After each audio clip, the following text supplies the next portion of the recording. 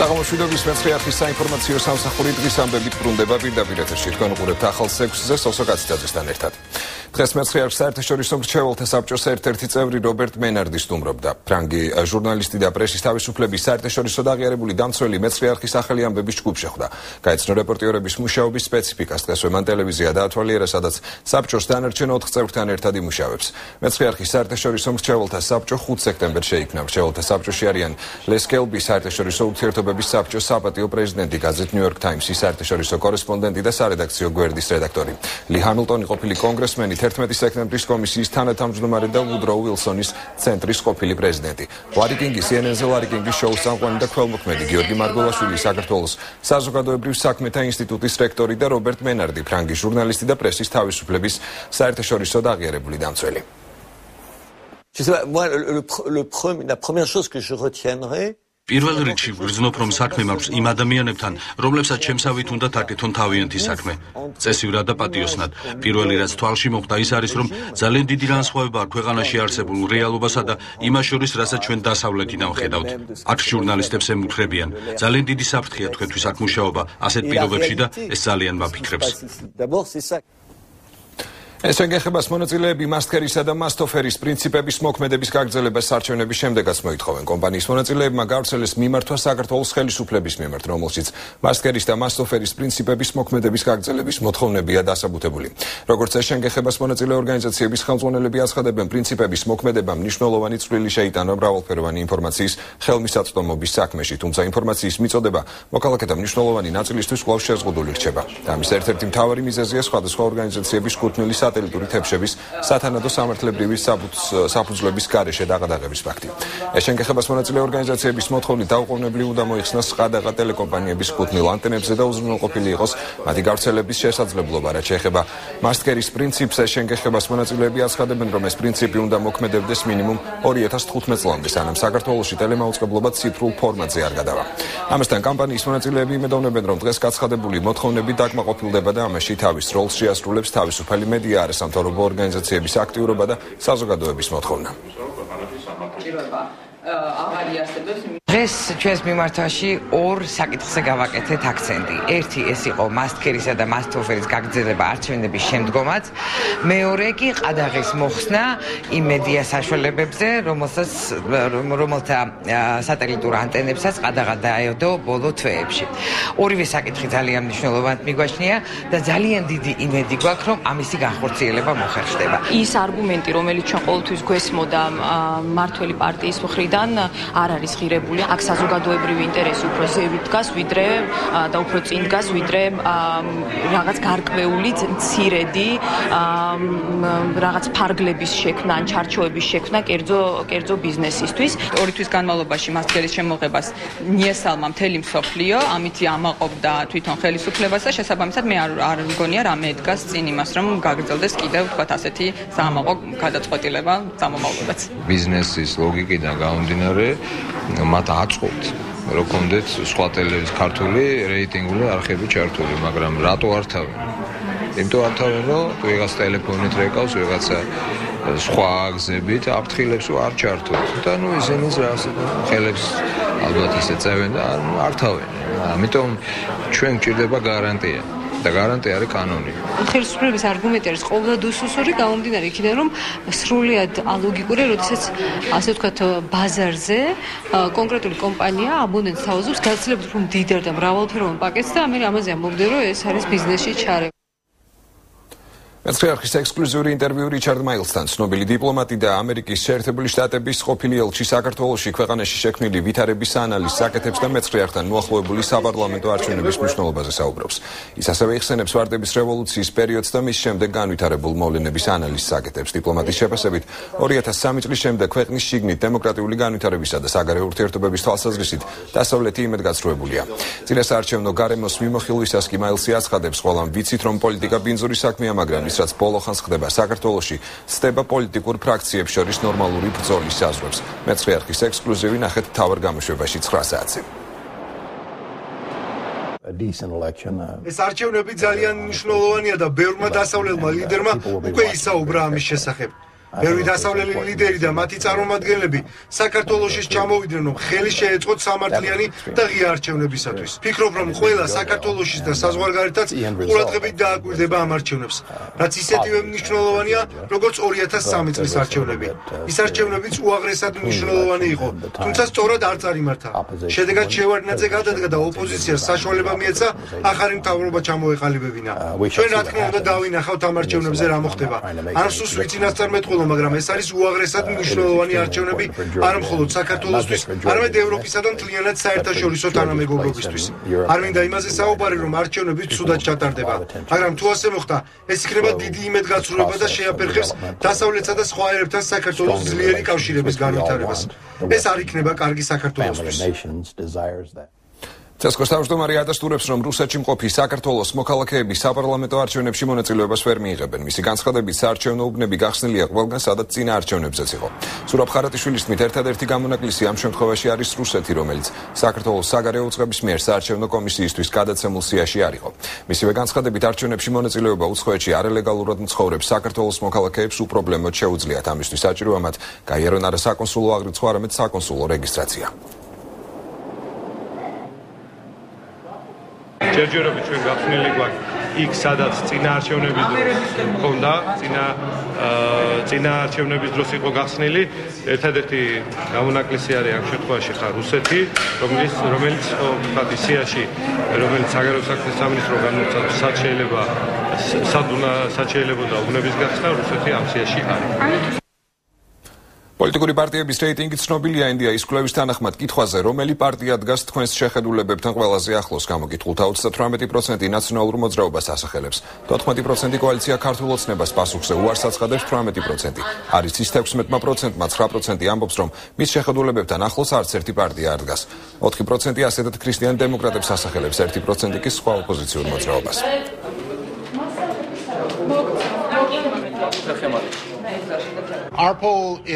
ჩვენთვის ცნობილია კვლევის შედეგები. ნაციონალური მოძრაობა 38%, ქართული ოცნება 14%, ქრისტიან დემოკრატიული მოძრაობა 3%, დანარჩენი ოპოზიციური პარტიები 2%. სხვა პროცენტული მაჩვენებელი ნაწილდება მათზე, ვინც უარი განაცხადა ან არ აქვს ჩამოყალიბებული პოზიცია თუ ვის მისცემს ხმას. აქედან გამომდინარე, მთავარია მოხდეს ამ ადამიანების ინფორმირება იმ პროგრამებისა და გეგმების შესახებ, რასაც პარტიები მოსახლეობას თავაზობენ გამარჯვების შემთხვევაში. იმის გამო, რომ ნაციონალური მოძრაობის გეგმას არ იცნობს გამოკითხულთა 53%, ხოლო ივანიშვილის პროგრამა არ იცის 3/4-დმა, არჩევნებამდე მომდევნო 3 კვირის მანძილზე პოლიტიკოსების კამპანია მთლიანად უნდა გადაერთოს მოსახლეობის ინფორმირებაზე. ბიძინა ივანიშვილს NDA-ის კვლევაში არსებული კითხვების ფორმულირებასთან დაკავშირებით შენიშვნები აქვს, როგორც მან განაცხადა, NDA-ის საქართველოში ბევრი მნიშვნელოვანი პროექტი განხორციელებია, თუმცა კვლევების ჩატარებაში პროფესიონალი არ არის. მის თქმით, კითხვის ფორმულირება კითხვას აჩენს. ისინი პროფესიონალები არ არიან, ამერიკაში არასდროს ჩაუტარებიათ გამოკითხვა. ივანიშვილის განცხადებით, კვლევაში პროცენტულ მაჩვენებელთან მიმართებაში წინააღმდეგობრივი შედეგებია. კვლევას ეხმაურება მართველი გუნდიც ჩიორა თაქთაქიშვილის განცხადებით, ნაციონალური მოძრაობა დეტალურად გაეცნობა NDA-ის კვლევის მონაცემებს. თუმცა მისი შედეგები არის დამატებითი პასუხისმგებლობა, რომელსაც საქართველოს მოქალაქეები მოძრაობას აგისტრებენ, ასხადებს თაქთაქიშვილი. კარგულად კვლევებზე მე ოდესღაც გამოვთქვი. თვითონ კითხვები რამდენად ლოგიკურია ის, რომ რატომ სვამენ კითხვას, რომ ივანიშვილის ქუჩაში ვინ გაყვება, გაუგებარია. ძალიან ბევრი კითხვა თვითონ დასმული როგორა კითხვაზე კითხვა ჩნდება. და საერთოდ ესენი არ არიან პროფესიონალები. ამერიკაში მათ არასდროს არ ჩაუტარებიათ გამოკითხვა. მაგრამ რასაც აკეთებენ პრინციპში, ახლა ამას არ აქვს დიდი მნიშვნელობა. ჩვენთვის ძალიან მნიშვნელოვანი არის, რომ უშუალოდ საქართველოს მოქალაქეებმა შეაფასონ ჩვენი საქმიანობა. ეს არის მხოლოდ დამატებითი პასუხისმგებლობა იმისთვის, რომ ჩვენ განსაკუთრებული мотивაციით, განსაკუთრებული ძალისხმებით შევძლოთ იმ საარჩევნო პროგრამის შესრულება, რომელიც მიზანი არის მეტი ადამიანის დასაქმება, ჯანდაცვაზე ხელმისაწვდომობის უზრუნველყოფა, ქართული სოფლის გაძლიერება. ჩვენ კვლევებს უნდა შევხედოთ არა როგორც აბსოლუტური რიცხვები, რომელიც ესეა, არამედ გარკვეულ ტენდენცია უნდა დავინახოთ. ტენდენციაა ის, რომ მესამედი თუ არა 25% მაინც ელექტორატის არის გადაუწყვეტელი. ტენდენცია ის, რომ პოლარიზაციის პირობებში ამ ადამიანებმა ვერ მიიღეს კონკრეტული გადაწყვეტილება, ნიშნავს, რომ მათ არც ერთი მოსწონდა, არც მეორე, არც ივანიშვილი მოსწონდა, არც სააკაშვილი. შესაბამისად, როცა ჩვენ გვაქვს გარკვეული ოპტიმისტური განწყობა ამ შედეგების მიმართ, რაც ახლა დევს, სწორედ ეფუძნება ამას. ქართული ოცნების ლიდერი ტელედებატების თემას ეხმაურება. ბიძინა ივანიშვილი სატელევიზიო დებატებში კვლავ მიხეილ სააკაშვილს იწვევს. მისი განმარტებით, ნაციონალური მოძრაობის რეალური ლიდერი სააკაშვილია და სწორედ მან უნდა მიიღოს დებატებში მონაწილეობა. ბიძინა ივანიშვილის თქმით, სასურველია სატელევიზიო დებატები არა მარტო პირველმა არხმა, არამედ სხვა სატელევიზიო არხებმაც განახორციელონ. სააკაშვილის დებატების უნარი არ აქვს და მაგის თავი არ აქვს. რაზეც მე გამოვიწვიე, სანამ პირველი არხი მაგას ახსენებდა, მე გამოვიწვიე სააკაშვილის დებატებში. შემდგომი ეტაპი ვთქვი, რომ უხერხულ შეკითხვებსაც არ მიცემ, მარტო პერსპექტივაზე შემიძლია ვესაუბრო, მაგრამ მაინც გასაგებია, რომ მაგას მაგის უნარი არ აქვს და მაგის თავი. და იმის ალტერნატივად, რაც არარეალურია და თქვათ ახლა ნათელაშვილთან რა საქმე აქვს, რომელი ნათელაშვილი ჯერაშუაში პრემიერ-მინისტრობა. დღეს არის საპარლამენტო არჩევნები და ლიდერები უნდა გამოვიდნენ და დაждდნენ დებატებში. და თუ ეს არ შეუძლია ლიდერს, მე მივეცი მათ საშუალება, რომ მთავრობის წარმომადგენლები მოვიდნენ ერთად ჯგუფად, ახლა მარდო მერაბიშვილი გაუგებარი პროფესიით და საპენსიო ადგილზე ყოფი კაცი, თქვათ ბაქრაძე რა ნომრებით თქვათ აწერდნენ, ეს არ გამოვა. ეს ხელოვნურად შექმნილი დებატები არ ივარგებს. ხალხს აინტერესებს რეალური დებატები, რომ შედგეს. დღეს კოალიციის ლიდერი კასპის მოსახლეობას შეხვდა. ივანიშვილმა საარჩევნო პროგრამა გააცნო მოსახლეობას. მან ტერიტორიული მთლიანობის აღდგენაზე, უმუშევრობის პრობლემაზე, ეკონომიკის სასამართლოსა და ბიზნესის განვითარებასა და მედიის თავისუფლებაზე ისაუბრა. ბიძინა ივანიშვილმა მოსახლეობას არჩევნებში მონაწილეობის მიღებისკენაც მოუწოდა.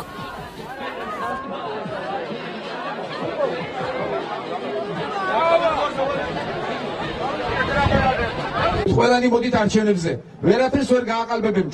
ყველა თქვენს ხმა დავიცავთ. და თქვენი გადასაწყვეტი იქნება, ვინ მოვა ხელისუფლებაში. ისე ჩვენ აგვადგენთ სამართლიანობის გასტანს ქვეყანაში, მაგრამ ის დიდი უსამართლობა, რასაც ქვია უმუშევრობა, ამას დაჭირდება უფრო მეტი დრო, მაგრამ მე გვირდებით, ჩვენ გვირდებით, ჩვენი გუნდი გვირდებით, რომ ჩვენ ისეთ სადიგველ ჩავრით, ისეთ ისტორიით წავიყვანთ ქვეყანას, რომ თვეობით იგრძნობს თითოეული ოჯახი, როგორ რეალურად აღორძინდება ეკონომიკა, როგორ რეალურად გაჩნდება დამატებითი სამუშაო ადგილები და რამდენიმე წლის განმავლობაში ჩვენ მოვახერხებთ და დავასაქმეთ საქართველოს თითოეულ მოსახლეს. ტერიტორიული მთლიანობის აღდგენა შეიძლება მოხდეს, მე კლასიკური დავარქვი იმას, რომ ჩვენი ტერიტორიული მთლიანობა აღვადგინოთ, ჩვენ დავიბრუნოთ ჩვენი ოსი ძმები, ჩვენი აფხაზი ძმები, მაინც ეკონომიკაზეა აგებული. ჩვენ როგორც კი საინტერესო ქვეყანას ავაშენებთ, ამას უნდა რამდენიმე წელიწადი. როგორც კი დაინახავენ, რომ საქართველოში ღირსეულად ცხოვრობს თითოეული ოჯახი, რომ ღირსება დაუბრუნდა თვითონ ქვეყანას.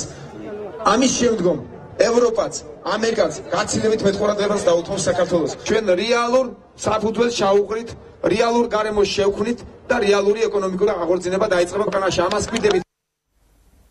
მასწავლებლები ძალიან დაჩაგრულები არიან. ჩვენ არათუ სამსახურიდან გავათავისუფლებთ მათ, არამედ ღირსებას დაუბრუნებთ. ეს განცხადება ქართული ოცნების ლიდერმა ხაშურის მოსახლეობასთან შეხვედრაზე გააკეთა.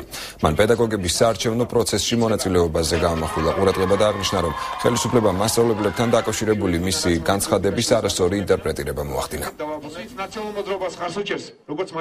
ყველა ჩემს გამოსვლაში თითქმის რამდენი მქონია მიტინგი, ყოველთვის ვიხსენებ, ყველაზე მეტი მოგახსენება მაქვს მასწავლებლების და ყოველთვის ვამბობ, ქეთს ვიხრი მათ წინაშე, რომ მასწავლებლები არიან ყველაზე დასაფასებლები. მასწავლებლები არიან ჩვენი საყვარელი მასწავლებლები არიან ის ხალხი, რომლებიც წლების განმავლობაში ხელფასის გარეშე ახერხებდნენ და ზრდიდნენ ჩვენ შვილებს. ქალბატონო, მე ჩემს ერთ-ერთ გამოსვლაში და ეხლა შემიძლია გავემეოროთ ამამად.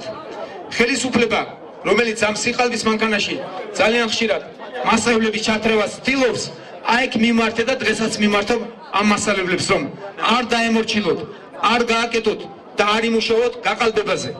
ხმების მოპარვა ეს უდიდესი დანაშაულია. ხმების მოპარვა, იმედის მოპარვა საკუთარი მოსახლეობისათვის, საკუთარი მომავლისათვის ეს არ არის მასწავლებლის საქმე. არავის არ გავათავისუფლებთ ჩვენ, მაგრამ არც მასწავლებლებს, არც სხვა პროფესიის საჯარო მოხელეებს, ვინ შეეცდება ჩვენი ხმების მოპარვას, ჩვენი მომავლის გაცვლებას, ყველას ვაგებინებთ პასუხს კანონის წინაშე. არასამთავრობოები ლობისტურ კომპანიებთან თავრობისა და ბიძინა ივანიშვილის ხელშეკრულებებზე ინფორმაციას აქვეყნებენ. ინტერნეტ საიტ Civil.gis მიერ გავრცელებული ინფორმაციით ირკვევა, რომ საქართველოს მთავრობამ სულ მცირე $1,430,000 ამერიკული დოლარს უხდის ვაშინგტონში მოქმედ ლობისტებს. მათ მიერ გასაწევი მომსახურება მოიცავს სტრატეგიულ რჩევებს მხარდაჭერას კომუნიკაციის სფეროში, ლობისტურ საქმიანობას და სამთავრობო ურთიერთობებთან დაკავშირებულ მომსახურებას. ასევე დახმარებას წინასაარჩევნო საკითხებთან დაკავშირებით აღნიშნულია ახალგაზრდა იურისტების საერთაშორისო გამჭვირვალობისა და სამართლიანი არჩევნების განცხადებაში. არასამთავრობოების განცხადებით ბიძინა ივანიშვილი როგორც ჩანს ამჟამად თვეში 300,000 ამერიკულ დოლარზე მეტ უხდის 4 ლობისტურ ფირმას.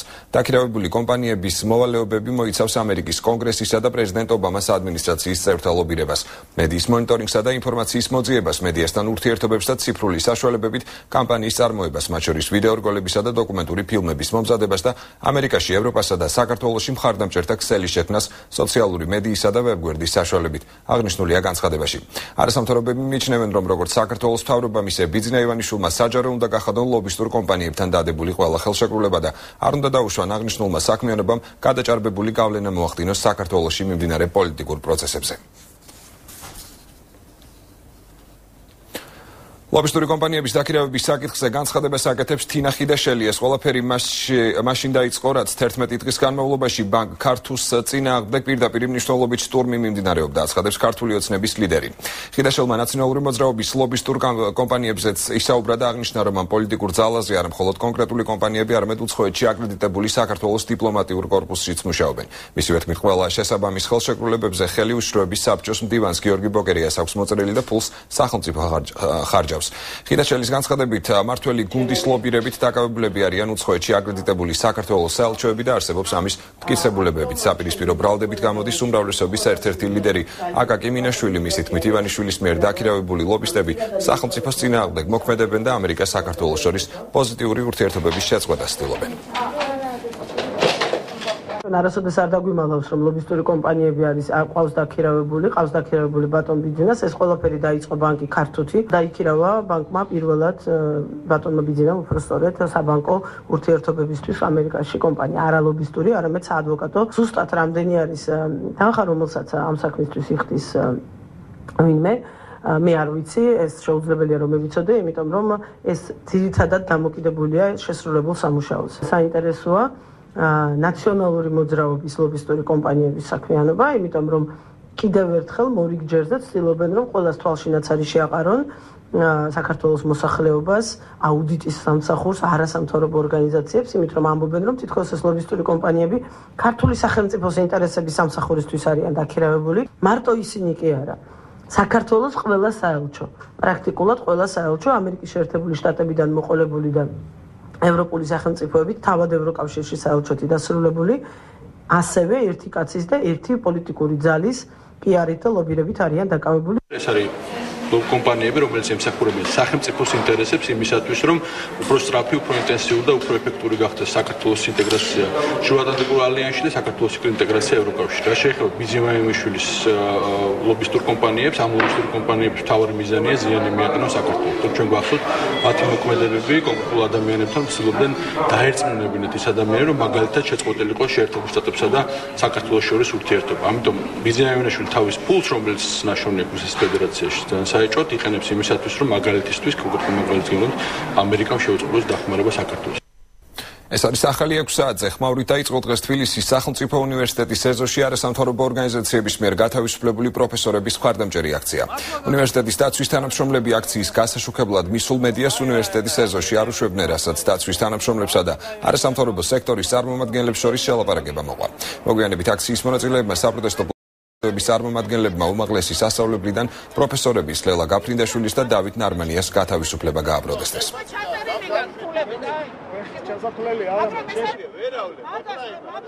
კომუნისტები არ იქცეოდნენ ხალხო, სირცხვილია რასაკეთებთ. სირცხვილია რასაკეთებთ. ბავშვებმა აქ უნდა ისწავლონ თუ ეს პლაკატები. მე აქაც ვცხოვრობ. ვერ იცხოვრებ. აი ესეთი პოლიტიკით ვეღარ იცხოვრებ. აღარ შედიოდი. აღარ გელაპარაკებ. მაშინ მიბრძანდები.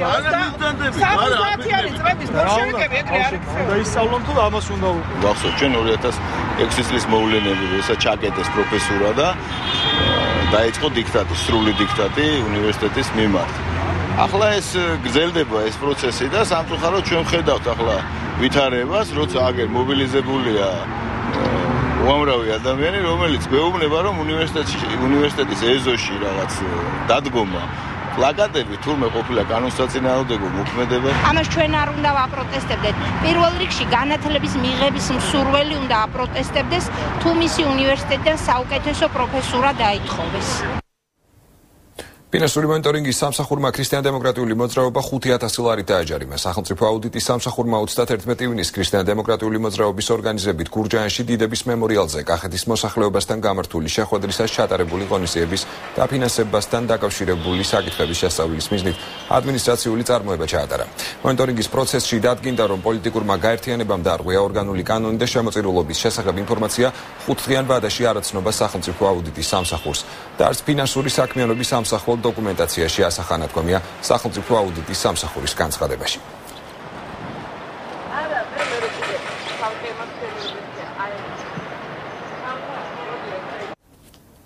ნაციონალური მოძრაობის ყრილობა ხვალშედგება განცხადება მართველი გუნდის პრესსპიკერმა ჩიორა თაქთაქიშვილმა გააკეთა. მის თქმით, ყრილობა 11 რაიონში ჩატარდება, თბილისში კი სპორტის სასახლეში გაიმართება. პარტიის წევრები საზოგადოებას საარჩევნო პროგრამას გააცნობენ. ყრილობას ქვეყნის პრეზიდენტი, პარლამენტის თავმჯდომარე და პრემიერ-მინისტრი დაესწრებიან. თუ შეიძლება პრეზიდენტის მონაწილეობს ამ ღონისძიებაში როგორც თქვენთვის ცნობილი არის, რომ ერთიანი ნაციონალური მოძრაობა 8 სექტემბერს შაბათს გეგმავს საარჩევნო კამპანიის ფარგლებში საარჩევნო ყრილობის გამართვას, რომელიც 11 ქალაქში გაიმართება.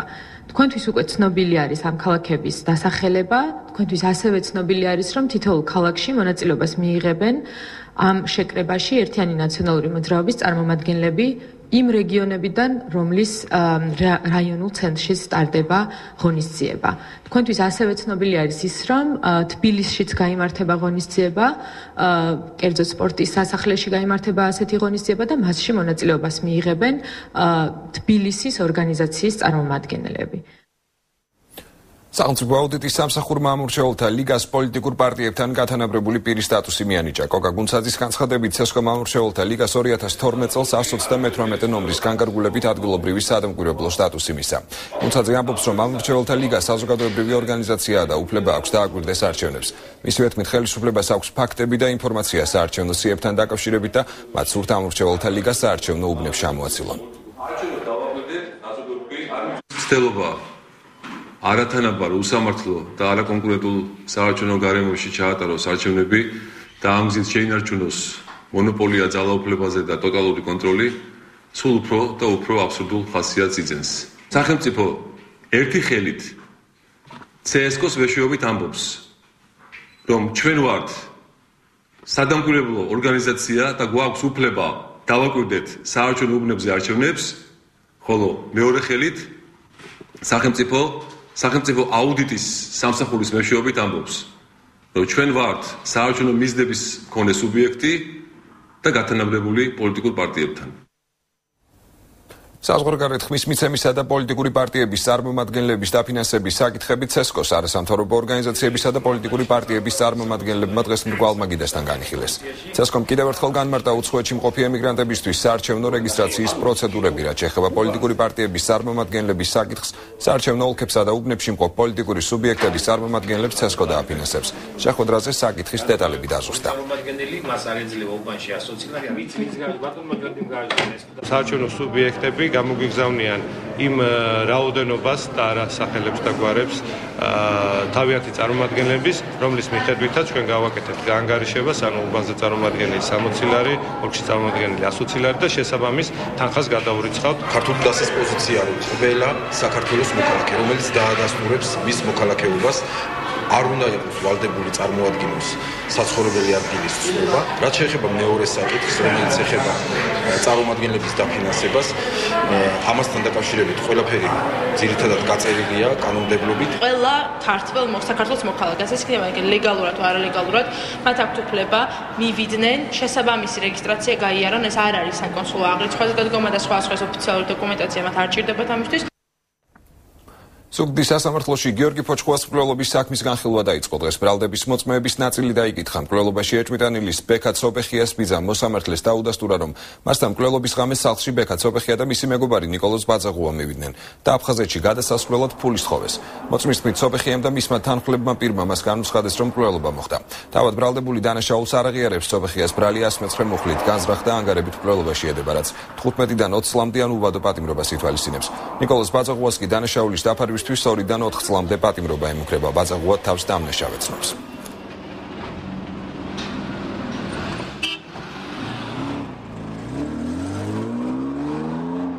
დღეს დაიწყო სისხლის სამართლის საქმის განხილვა გიორგი ფოჩხუას მკვლელობის ფაქტზე ბექა-ცობეხიას მიმართ საქართველოს სისხლის სამართლის კოდექსის 119 მუხლით ანგარებით მკვლელობისთვის დაიკითხნენ ბრალდების მოწმეების ნაწილი და სასამართლო პროცესი გადაიდო 20 სექტემბრისთვის.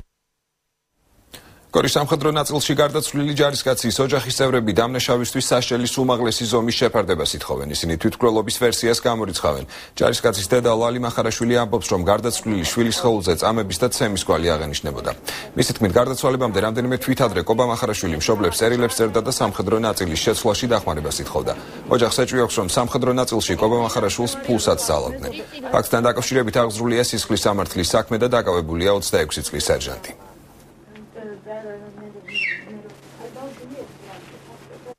მოკლეს გენაცვალე რა არაფერი მეტი ნაწამები მომიყვანეს ჩემი შვილი რო გავხსენით ნაკმენები ჰქონდა მაჯებში როგორ უნდა ისარხნა კაცი როგორ უნდა გაამწარო იგრე როგორ უნდა მიიყვანდრო ეს ნაკმენები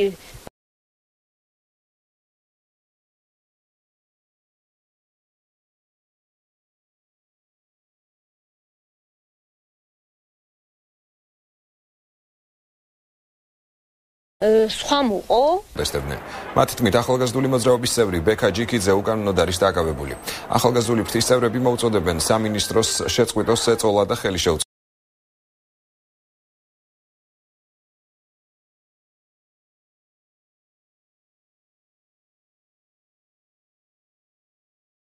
საქართველოს გახშირდა ფაქტები ქართული ოსნების ახალგაზრდული მოძრაობის წევრებზე დევნის დაშინების მუქარის და ამავდროულად ამის მთავარი ამოცანა არის ის რომ შეაჩერონ და შეზღუდონ ჩვენი აქტივობები მაგრამ მოუწოდებთ ბაჩუ ახალაიას რომ დაუყოვნებლივ შეაჩეროს უკანონო გადაწყვეტილებები მისცეს ახალგაზრდებს საშუალება იმისა გამოხატონ თავიანთი პროტესტი და ჩვენ დღეს სოლიდარობას უცხადებთ ბექას ძალიან ბევრი ვართ ამ უსამართლობით ჩვენ უფრო ძლიერდებით უფრო ბევრი ხდებით ეხლა გვატყობინებენ უბრალოდ ჩვენი ქართველი მოსახლეობა უერთდება და ამ უსამართლობას ერთად შევეწინააღმდეგები და 1 ოქტომბერს წერტილს დაუსვავ და 2 ოქტომბერს ქართველი ხალხი გაიღვიძებს სამართლიან თავისუფალ და დემოკრატიულ საქართველოში გვერდებით. მხარდამჭერი აქცია კომპანია არტი ჯგუფის ყოფილ შენობასთან უფლებადამცველმა დაჩი საგურიამ შენობის გალავანზე წარწერა წართმეულია დატოვა აღნიშნული აქციის მეშვეობით საგურიამ ბიზნესმენ ქიბარ ხალვაშისთვის ქონების ჩამორთმევის ფაქტი გააპროტესტა.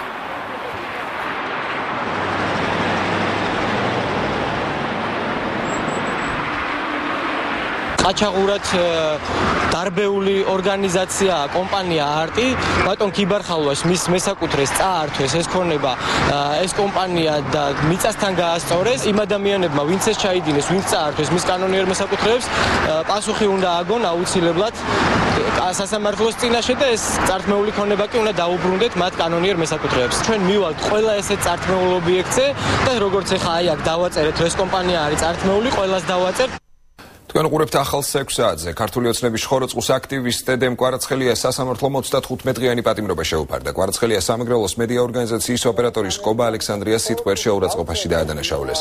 თავად ბრალდებული დანაშაულს არ აღიარებს და ამბობს, რომ მსგავსი ფაქტი არ მომხდარა. ხოროწყუს სასამართლოს გადაწყვეტილებას კოალიცია ქუთაისის სააპელაციო სასამართლოში გაასაჩივრებს.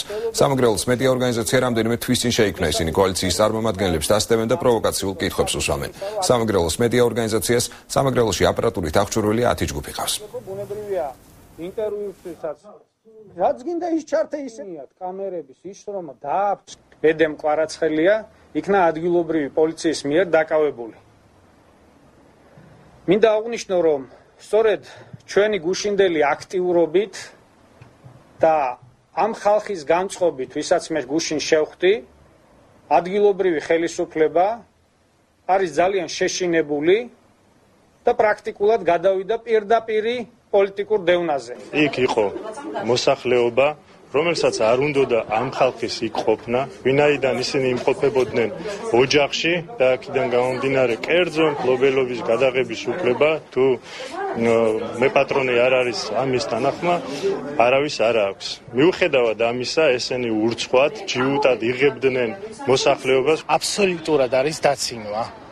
ადამიანის მიმართ მას არ ჩაუდენია არანაირი კანონდარღვევა თუ არ უნდა დასწრება თვითონ ოჯახის უფროს და კამერით გადაღება არავის არ გადაუღია მისი ოჯახი. ბატონ ლევანი ზორიას არ უნდა რომ ვინმე აფიქსირებდეს, რომელიმე მედია საშუალება აფიქსირებდეს, მაგრამ თქვენ ალბათ თქვენი გამოცდილებიდანაც იცით რომ სადაც საჭირო არ არის იქ მიდიხართ, ხო? ჩვენც ასე ვარ. ინციდენტი რუსთავში მე-16 საუბნო საარჩევნო კომისიის თავმჯდომარე თეა ჯგერენაიას დღეს დილის 10 საათზე დაუდგენელმა პირმა სიტყვიერი და ფიზიკური შეურაცხყოფა მიაყენა. როგორც თავად დაზრალებული აცხადებს, თავდამსხმელი მას დაემუქრა და ფანჯრიდან ქართული ოცნების მაისური შეუგდო. შემთხვევის დროს კომისიის თავმჯდომარე უბანზე მარტო იმყოფებოდა და ფაქტს თვითმხილველი არ ხავს. საქმეს კრიმინალური პოლიცია იძიებს.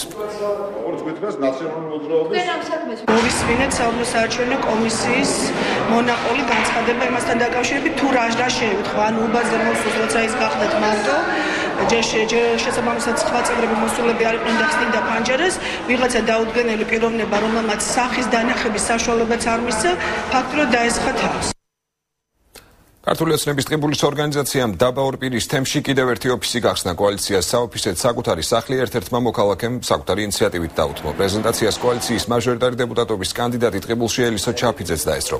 დაბა ორპირის თემში სულ 1800 ამორჩეველია. რაიონის დეპუტატობის კანდიდატის ელისო ჩაფიძის თქმით, ორპირის მოსახლეობის მხრიდან ქართულ ოცნებას განსაკუთრებული მხარდაჭერა აქვს.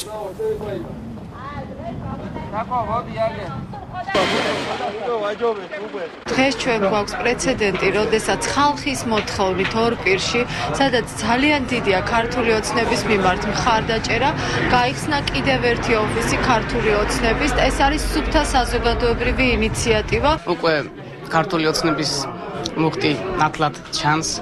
მიუხედავად იმისა, რომ არის მცირე შიშები, მაინც ვფიქრობ და დარწმუნებულია, რომ ჩვენ გავიმარჯვებთ. კოალიციის საპროტესტო მსვლელობა ბოლნისში აქციის მონაწილეებმა წინასაარჩევნო პროცესში არსებული დარღვევები გააპროტესტეს. მსვლელობა ბოლნისის ცენტრალურ ქუჩებში თვითმმართველობის და სასამართლო შენობების მიმდებარედ გაიმართა. მსვლელობა გაიმართა იმის საწინააღმდეგოდ პროტესტის ნიშნად იმისა, რომ ჩვენი ხელისუფლება წინასაარჩევნო პერიოდში რა ქმედებებსაც ჩადის. ეს არის ხალხის დაშინება, ეს არის სამსახურებიდან განთავისუფლება, ეს არის დაპატიმრების შემთხვევები, ეს არის სახელისუფლებო რესურსის გამოყენება, ეს არის გამგებლების დონეზე მოსახლეობის დაშინება და უამრავი დაბრკოლება, რომელსაც ხელისუფლება ჩვენ გვიქმნის. ამის გამო გავჩერდებით გამგეობასთან და გავაპროტესტებთ ამ ყველაფერს. თან გვინდა ვაგრძნობინოთ, რომ ჩვენ ვართ ბევრნი, ჩვენთან ბოლნისის აზერბაიჯანული მოსახლეობაც არის და დანარჩენ ბოლნისის მაცხოვრებლებს გვინდა დავანახოთ, რომ ჩვენ მოვდივართ 1 ოქტომბერს აუცილებლად შევსვლით ამ რეჟიმს და გვინდა რომ ხარი დაგვიჭიროს ხალხმა და არ შეეშინდეთ ამ ტერორისტთა შატანის, რაც ბოლნისის რაიონში ხდება. ქართულმა დასმა დღეს საარჩევნო შტაბის პრეზენტაცია გამართა და დიდუბის მაჟორიტარი დეპუტატობის კანდიდატი წარადგინა დიდუბეში დეპუტატობისთვის პარტიის ერთ-ერთი ლიდერი მანანა ნიკოლეიშვილი იბრძოლებს. ბაღათურიას განცხადებით, ხელისუფლება მომავალთაობას განათლების უფლება წაართვა და ქართული დასის დიდუბის მაჟორიტარი დეპუტატობის კანდიდატი სწორედ ამ უსამართლობის წინააღმდეგ იბრძოლებს.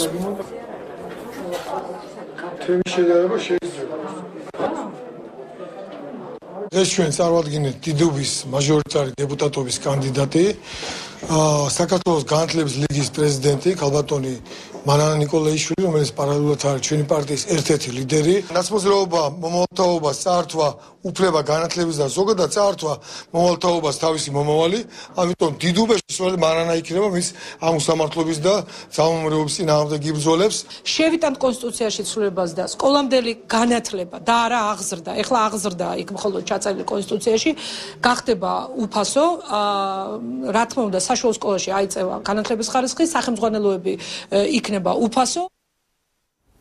ხურზმის შაბერებასთან დაკავშირებულ პრობლემებზე ისაუბრა დღეს გამართულ ბრიფინგზე ლეიბორისტული პარტიის წევრმა კახა ძაგანიამ. ხელისუფლების მიერ გახსნილ ხურზმის შაბერების პუნქტებს მან წინასაარჩევნო ფანდი უწოდა და განაცხადა, რომ ხურზმის ღირებულება დღეს ხელოვნურად არის დაწეული. ლეიბორისტების ინფორმაციით ასეულობით ოჯახი კახეთში დღემდე ხურზმის შაბერებას ვერ ახერხებს და მათი შრომა სრულიად დაუფასებელია. მაშინ როდესაც სააკაშვილი ყვარელში თავის მამულში თავს იწონებს ნაზი იასავით დავარცხნილი ვენახით, კახელ გლეხს ორი სტიქია დაატყდა თავს, ორი კატაკლიზმა ხელისუფლებისა და ბუნებრივი სტიქიის სახით.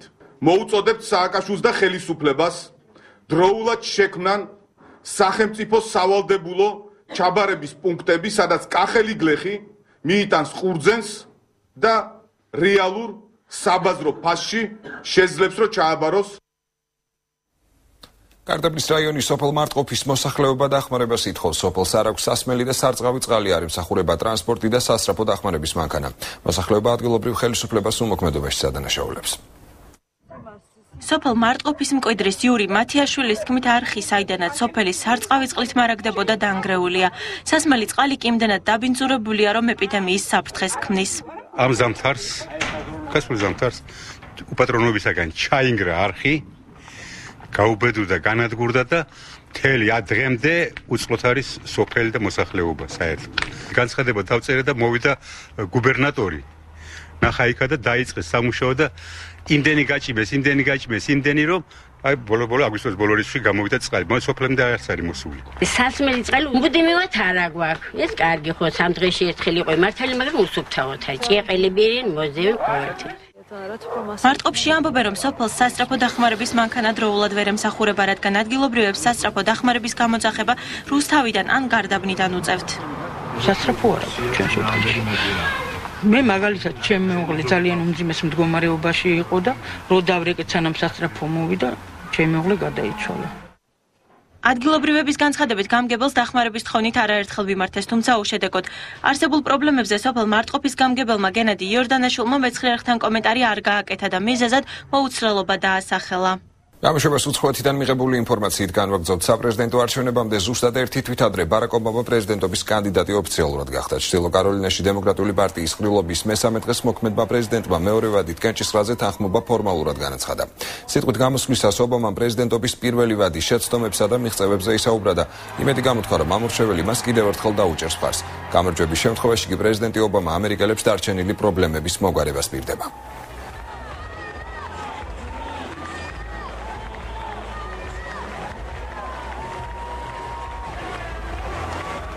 I never said this journey would be easy. არასდროს მithქვამს, რომ ამერიკის მიერ გასავლელი გზა მარტივი იქნებოდა. ამას არც ახლა გპირდებით. ეს გზა რთულია, მაგრამ მას უკეთესობისკენ მივყავართ. დიახ, ჩვენი გზა გრძელია, მაგრამ ის ერთად უნდა გავიაროთ. უკან დასაბრუნებელი გზა კი არ გვაქვს. ძალას საერთო გამარჯვებებით ვიკრებთ, ხოლო შეცდომებზე ვსწავლობთ. ჩვენი მზერაკი შორეული ჰორიზონტისკენ არის მიპყრობილი. სადაო კუნძულების გამო იაპონიასა და სამხრეთ კორეას შორის ურთიერთობა უკიდურესად იძაბება. სადაო კუნძულებზე სამხრეთ კორეელების სამხედრო წვრთნების გამო სეულში იაპონიის საელჩომ საპროტესტო დიპლომატიური დემარში მოაწყო. ადგილობრივი მედიის ცნობით წვრთნები დღეს იწყება. სამხრეთ კორეის პრეზიდენტი ლი მიუნ ბაკი პირველი კორეელი ლიდერი იყო, რომელიც სადაო კუნძულებზე ჩავიდა, რამაც ტოკიოს გაღიზიანება გამოიწვია. სადაო კუნძულები, რომელსაც სამხრეთ კორეა დოკდოს, ხოლო იაპონია ტაკეში მას უწოდებს, ზუსტად ორ ქვეყანას შორისაა განლაგებული კუნძულები, ბუნებრივი გაზის მარაგებითაა მდიდარი. 민간 세력의 총리가 가는데 뭐 대통령께서 2008 წელს სამხრეთ კორეის პრემიერ-მინისტრი კუნძულებს ეწვია, ასე რომ ჩვენმა პრეზიდენტმა იქ ჩასვლისგან თავი აღარ უნდა შეიკავოს. ვფიქრობ, ასე უნდა გავაგრძელოთ და დავანახოთ პრეზიდენტის ურყევინება დაიცვას ჩვენი ტერიტორიები. 일부 역사 교과서에서 ისტორიის ზოგიერთი იაპონური სახელმძღვანელო უარყოფს იაპონიის აგრესიულ ომებს, რამაც მეზობელ სახელმწიფოებთან ტოკიოს ურთიერთობების საგრძნობლად დააზიანა. თურქეთის პრემიერ-მინისტრმა რეჯეპ ტაიპ ერდოღანი საერთაშორისო საზოგადოებას სირიასთან დაკავშირებით უმოქმედობაში ადანაშაულებს. პრემიერი აღშფოთებულია ზოგიერთი სახელმწიფოს დუმილით სირიაში, ვითარება კი კვლავ დაძაბულია. სამთავრობო ძალებსა და ამოხებულებს შორის ბრძოლები რამდენიმე ქალაქში მიმდინარეობს. გაერო მასადის რეჟიმი 18,000 ადამიანის სიკვდილში დაადანაშაულა. 17 თვიან დაპირისპირება სირიაში 20,000-ზე მეტი ადამიანი ემსხვერპლა, მხოლოდ თურქეთში უკვე 80,000-მდე სირიელი ლტოლვილია. გაეროს ლტოლვილთა საბჭოს ცნობით სირიელ დევნილთა რაოდენობა მალე 200,000 მიაღწევს.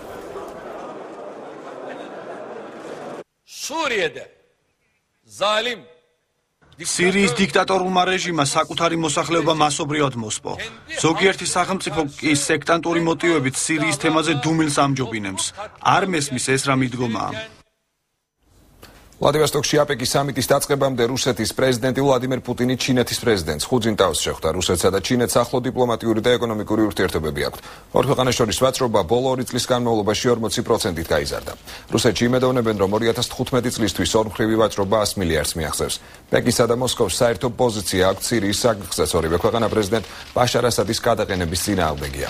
აზიას წყნარი ოკეანის ეკონომიკური თანამშრომლობის სამიტს, რომელიც ხვალ იხსნება 21 ქვეყნის ლიდერი დაესწრება.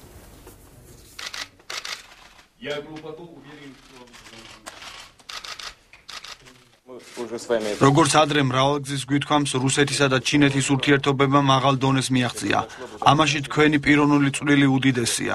ჩვენი ქვეყნების ურთიერთობისათვის ამას უდიდესი მნიშვნელობა აქვს. სურს ბატონ პრეზიდენტთან სამომავლო სტრატეგიულ პარტნიორობასა და სხვა საერთაშორისო და რეგიონალურ საკითხებზე მოსაზრებები გავცვალოთ. ვიეტნამის, ახალი ზელანდიისა და ჩილეს ლიდერებმა ვლადივოსტოკში გამართულ აპეკის სამიტზე სასმელი წყლის პრობლემასა და ბიზნესის პროექტებზე იმშელეს. ვიეტნამის პრეზიდენტი ციან ტან სანის თქმით, 780 მილიონი ადამიანი მსოფლიოში სასმელი წყლის გარეშეა დარჩენილი. ახალი ზელანდიის პრემიერმა კი ამერიკის შეერთებულ შტატებსა და იაპონიას მოუწოდა სოფლის მეურნეობის სუბსიდირება შეწყვიტონ.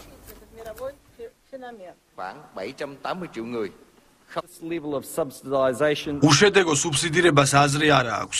ნათელია, რომ პოლიტიკური ნების შემთხვევაში სოფლის მეურნეობის სახელმწიფო დაფინანსება 80%-ით შეფცირდება. დრო ამ სოფლიო ლიდერებმა ახალ ბიზნეს პროექტებზე იმსჯელონ. 30 წელზე მეტია, რაც სოფლის მეურნეობაში ახალი ზელანდია ფულს აღარდებს. ჰოლანდიის საგარეო საქმეთა მინისტრმა ური როზენტალმა თურქეთში ვიზიტისას განაცხადა, რომ საერთაშორისო საზოგადოება თანამეგობრობაში სირიაში ქიმიური იარაღის გამოყენების საკითხზე მზარდი შეშფოთება არსებობს. მან განცხადება თურქეთის პრემიერთან აჰმედ დავუთოღლუსთან შეხვედრის შემდეგ გააკეთა. როზენტალმა ოპოზიციურ სირიის ეროვნული საბჭოს ლიდერებს სირიის საკოორდინაციო კომიტეტებთან უფრო აქტიური მუშაობისკენ მოუწოდა. ჰოლანდიის საგარეო საქმეთა მინისტრი სასაზღვრო ქალაქ კილის შილტოლვილთა ბანაკშიც იმყოფებოდა.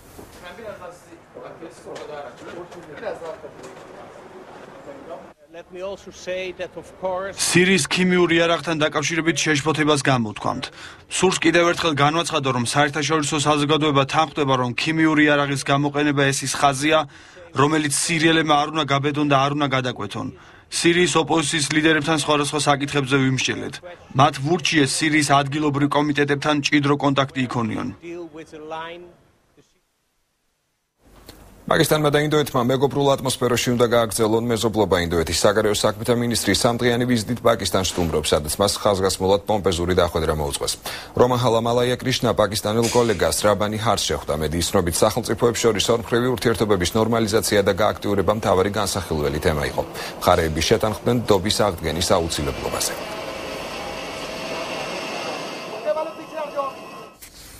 ისლამაბადის სასამართლომ უპრეცედენტო გადაწყვეტილება მიიღო პაკისტანელ ქრისტიან გოგონას, რომელსაც ყურანის შეურაცხყოფისთვის სიკვდილით დასჯა და მოსამართლე მხოლოდ ფულადი ჯარიმა დააკისრა. პაკისტანის კანონმდებლობით ისლამის წინააღმდეგ მკრეხელური საქციელი მძიმე დანაშაულად მიიჩნევა და დამნაშავეს სიკვდილით ისჯება. 14 წლის ქრისტიანმა გოგონამ ყურანის ფურცლები ნაგავში გადაყარა, რის გამოც მას წმინდა წიგნის წაბილწვასა და შეურაცხყოფაში დასდეს ბრალი. თავლაში გაჩენილმა ხანძარმა 14 ცხენი იმსხვერპლა. ბედფორდის შტატში 10,000 კვადრატული მეტრის ფართობის საჯინიბო მთლიანად განადგურდა. 50 მეხანძრე საგანგებო რეჟიმში ამ დრომდე ცდილობს ცეცხლის ჩაქრობას. სახანძრო სამუშაოების დროს დაშავდა ერთი მაშველი, რომელიც საავადმყოფოში გადაიყვანეს. ხანძრის მიზეზი ამ დრომდე უცნობია.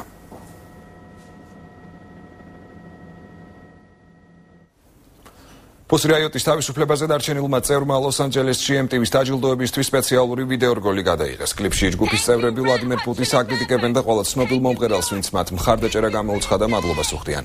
ვიდეოს გადაღება მათ თავად ტელეარხმა დაავალა. ახალი კლიპი MTV-ის ვებგვერდზე დაჯილდოების ცერემონიის დაწყებამდე გამოქვეყნდა.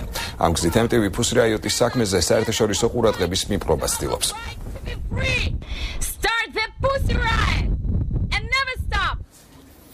პრინცი ჰარი ავღანეთში სამხედრო სამსახურს შეუდგა. ამის შესახებ ბრიტანეთის თავდაცვის სამინისტრო ავრცელებს ინფორმაციას. სამეფო ოჯახის წევრი სამხედრო ვერტმფრენის პილოტის სტატუსით საჰაერო ძალებს თალიბანის წინააღმდეგ სამხედრო ოპერაციაში დაეხმარება.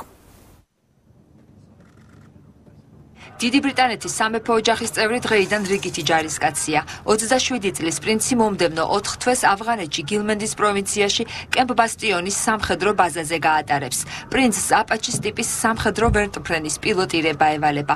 იგი ბრიტანეთის საჰაერო ძალებს ჯარისკაცებისა და სამხედრო ტვირთის გადატანაში დაეხმარება. მივესალმები 662 ესკადრილიისა და პრინც ჰარის ავღანეთში ჩამოსვლას. საჰაერო ოპერაციებში პრინცის გამოცდილება ჩვენ საჰაერო ძალებს ძალიან დაეხმარება. ესკადრილიაში კოლეგებთან მუშაობა მისთვის დიდი სამხედრო გამოცდილება იქნება. ავღანეთში გამგზავრებამდე დიდი ბრიტანეთის სამეფო ტახტის მემკვიდრე 8 თვიან მოსამზადებელ კურსს დიდ ბრიტანეთსა და შეერთებულ შტატებში გადიოდა. ეს პრინცის ავღანეთში პირველი ვიზიტი არ არის. 2007 წელს იგი ცხელწერტილში 10 თვის განმავლობაში მსახურობდა.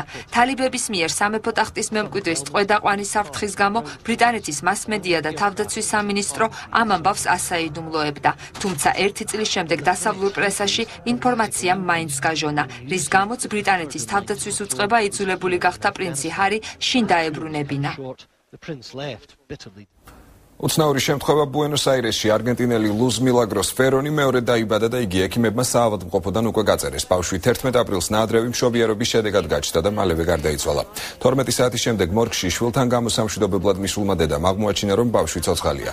ახლშობილის სახელი აბიგაილი იყო, თუმცა მომხდარის შემდეგ ლუს მილაგროსი დაარქვეს, რაც ესპანურად სასწაულის სხივს ნიშნავს. ბავშვმა საავადმყოფოში 5 თვე დაჰყო.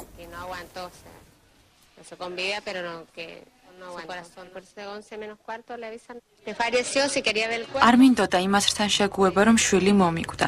როცა მორგში ჩავედი, გული მიგრძნობდა ცოცხალი იქნებოდა. მართლა სტიროდა და კანკალებდა. ექიმებმა პატარა დაუყოვნებლივ რეანიმაციაში გადაიყვანეს. ეს იყო ამ დროისთვის ბოლო ინფორმაცია. ახალი მთავარი გამოშვებით უკვე 9 საათზე ბრუნდება.